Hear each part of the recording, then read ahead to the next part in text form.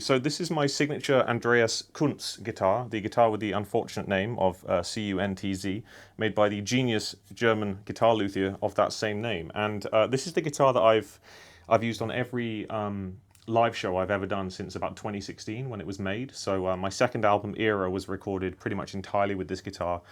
And every gig I've done kind of since has been with that, and it's on the majority of the tracks from my new album, which is coming out in this summer. It's a very, very unique guitar for a number of reasons. Not one of those reasons would be the fact that it's Indian rosewood and Sitka spruce, pretty common kind of combination for acoustic guitars. It's a very, very old top. I think now it was 38 years old when I got it, so it's probably about 44, 46-year-old Sitka spruce top.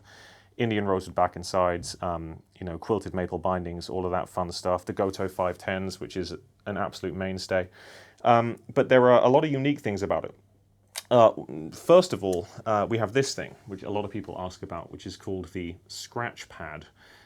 This was something which was actually kind of pioneered by the luthier Nick Benjamin and the late great Eric Roche, the late great Irish guitar player.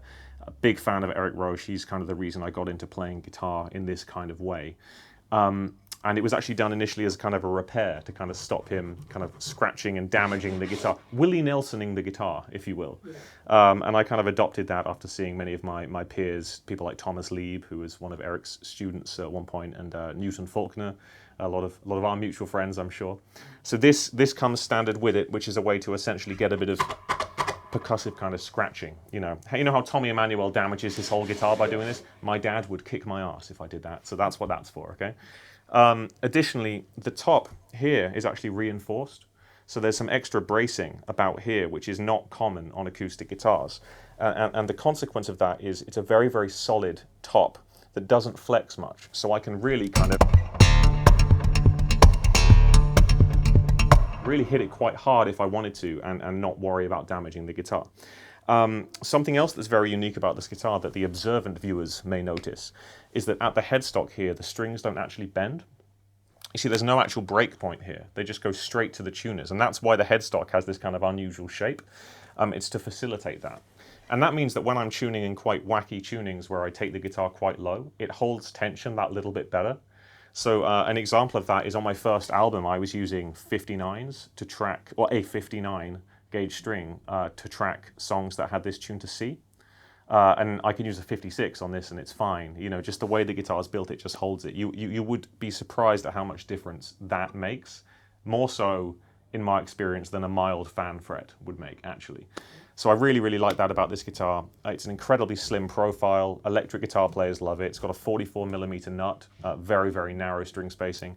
I know Misha from Periphery bought one of these guitars. I think Mark Holcomb, one of the other guitar players in Periphery, is picking one of these up. And yeah, it's the guitar that is for the metal shredder who is dipping their toe into the acoustical world. And as an ex-shredder myself, who could tell, it's the perfect guitar for me for sure. Yeah.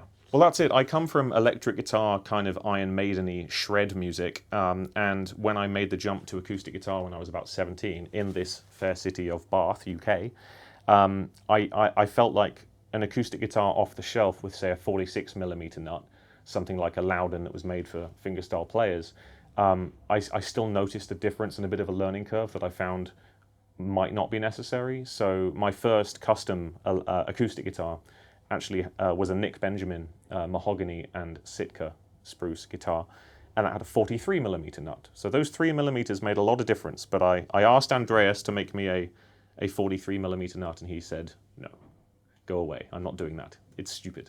So 44mm would be the compromise with Mr. Andreas Kuntz. And I'm forever grateful for it because it is perfect. This is a perfect guitar, and I'm very, very proud of what we made. Yeah. The fun stuff is the pickups, and that's another thing that's unique about this guitar. When people want to check these guitars out, you can get them fully loaded with everything or not. But a quirk about this guitar is that there's actually 4 different pickups. Okay, typically an off-the-shelf guitar might have one under-saddle piezo and that's it. And a complaint I hear a lot about acoustic guitars is, oh, my guitar sounds great unplugged, but when I plug it in, it just doesn't sound good. And obviously, as someone who tours a lot and does a lot of gigs, I'm trying to get the best live sound possible, and also a contained live sound. I like to move around on stage a bit, so the idea of using an external mic, like a condenser or something on the stage, bluegrass style, is something that I'm not really comfortable with. I wanted it to all be in the guitar. And we found the best way was to combine 4 different pickups. The main one is your traditional piezo, and I'm actually going to solo these from my mixer here. So the main guitar sound, which I have, sounds something like this. It's pretty much the whole sound, actually. It's the majority of the sound here. But it's not an undersaddle piezo. It's a bridge plate piezo made by a company called Schatten. It's called the HFN. And it's a little block that sits underneath the bridge plate on the inside. And because of that, you don't get that kind of quacky, high-pitched sound that we're familiar with from undersaddle transducers. So that, once I discovered that, and it's very resonant, you know, it's picking up so much of the body of the guitar. In addition to that, I have a microphone in there from the K&K Trinity system. So I wired in the K&K microphone with the Schatten HFN. And by the way, if you want proof that the Schatten HFN is a great sounding pickup, it's called the HFN because apparently the boss, I think it's Les Schatten, maybe, apparently heard it for the first time and said, "Hey, fuck, nice."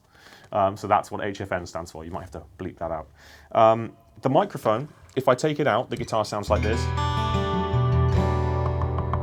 But if I add it in, you can hear the difference between and, right? There's a big difference in the external percussion. I'll turn the delay off there, sorry. So with it on, with it off, huge difference. So when I'm playing songs that require a lot of percussion and external stuff, I have a thumb wheel and I dial in just a little bit of that microphone. So those are the first 2 pickups, and arguably the main pickups if someone's interested in playing with a little bit of percussion and things like that. The third pickup, if I isolate that by itself, it's at quite a low level, but it's a magnetic pickup.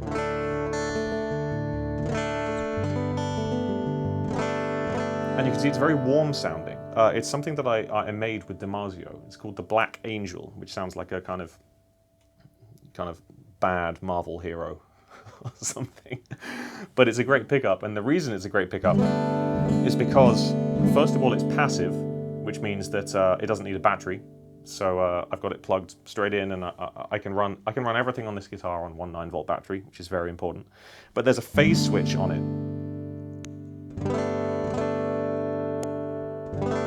And by inverting the phase of the pickup, when in conjunction with everything else, I get the biggest sound possible. And it's also a nice little hack when you're on stage and getting feedback to just quickly invert the phase of a pickup, and it can fix a lot of problems. So you can hear that that's lower level in the mix, but it adds this warmth. And there's another reason I have this pickup, which we'll get to in a bit. So that's the magnetic, and this is the piezo and microphone. So I feel like I've got my acoustic guitar, my percussion, and my electric guitar in the form of the magnetic pickup. The fourth pickup, which I'll solo here, is just here, and it's my kick drum pickup. And what I do is I use the palm of my hand, and I make an action like I'm revving a motorbike, like this. And that action of the wrist kicking back whilst playing the guitar creates this kind of thump.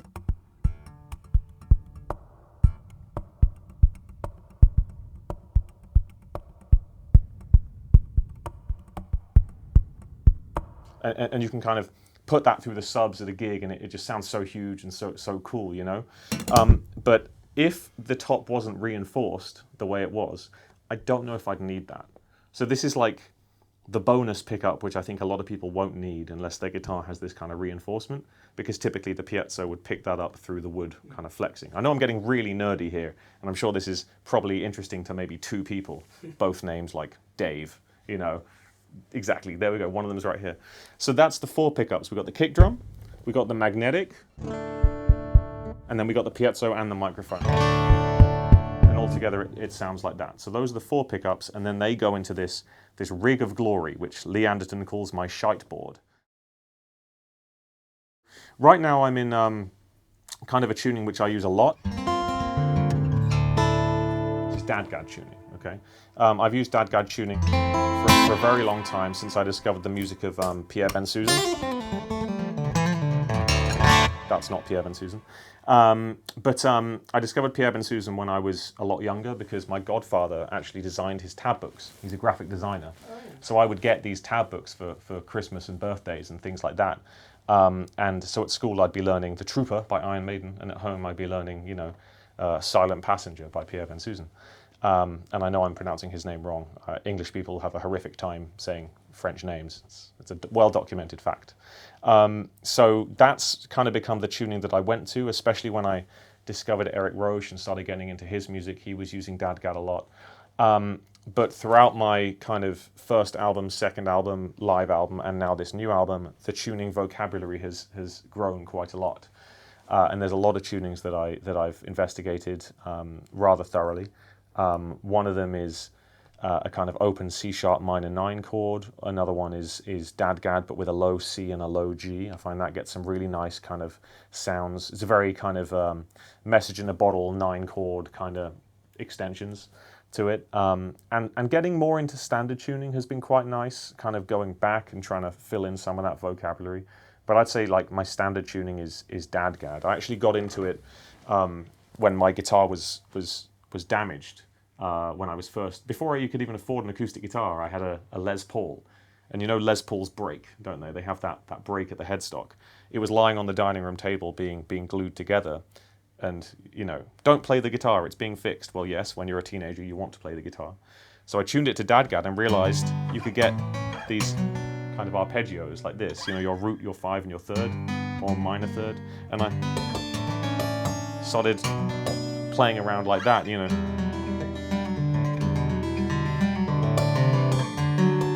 And just by experimenting with those kind of things vertically, when I then picked it up like this, it just helped me visualize the fretboard a bit more, you know?